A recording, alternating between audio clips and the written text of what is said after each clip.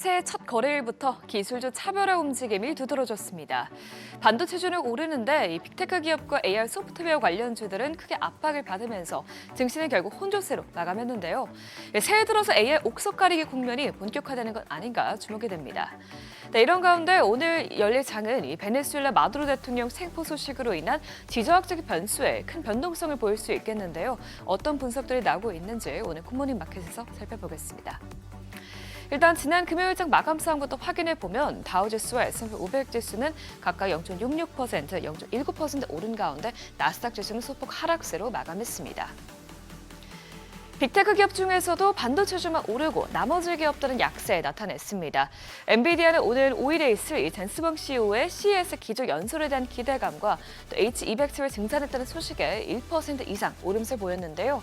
반대로 하이퍼스케일러 기업들은 대부분 하락했습니다. 마이크로소프트와 아마존은 2%가량 내려갔는데 AI로 아직 수익이 안 나는 기업들보다는 실적 가시성이 높은 반도체주로 자금 이동이 다시 나타나고 있다는 분위기라는 분석이 나오고 있습니다. 시총 6위부터도 보면 테슬라가 나스닥 하락의 주범이기도 했죠.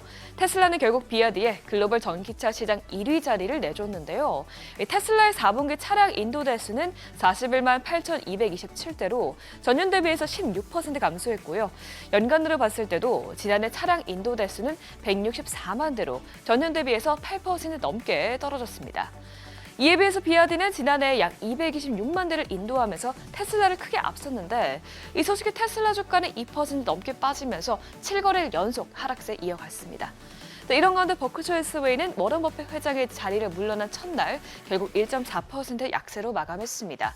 새로운 후계자인 그렉 아벨에 대한 회의적인 시각이 주가에 반영된 것으로 보입니다. 또 이날 시장이 경계했던 것은 제2의 딥시크 사태가 나타날 수 있다는 불안감이 생겼기 때문입니다. 딥시크는 주말 사이 효율성을 더 높인 새로운 AI 학습법이 담긴 논문을 발표했는데요. 이를 통해서 대규모 AI 시스템 구축에 들어가는 비용과 에너지를 줄일 수 있다는 내용이 담겼습니다. 업계에서는 이번 논문이 딥시크의 차세대 모델 출시를 예고하는 것으로 해석하고 있는데 이 블룸버그 인텔리전스 애널리스트는 앞으로 출시될 딥시크의 R2 모델은 구글과 이 경쟁사가 뛰어난 성과를 내고 있음에도 불구하고 다시 한번 전 세계 AI 시장을 뒤흔들 수 있을 만한 잠재력을 가지고 있다고 분석했습니다. 또 같은 날 바이두의 AI칩 설계 부문인 쿨론신이 홍콩 증시에 상장 신청서를 내고 또 AI칩을 설계하는 상하이 비렌 테크놀로지가 상장 첫날 75% 넘게 채속기도 했는데요. 이렇게 중국 AI 기업들이 치고 나오면서 앞으로 미국 AI 주식들이 흔들릴 수 있는 점 주의해 봐야겠습니다. 이런 가운데 최근 지켜볼 또 부분은 국채금리가 장기물 위주로 다시 오르고 있다는 점입니다. 이달 중으로 트럼프 대통령이 새로운 미국 중앙은행 의장을 발표할 가능성이 크기 때문에 앞으로 완화적인 통화 정책이 이어지면서 중장기적으로 물가가 높아질 수 있다는 경계감이 반영된 거는데요.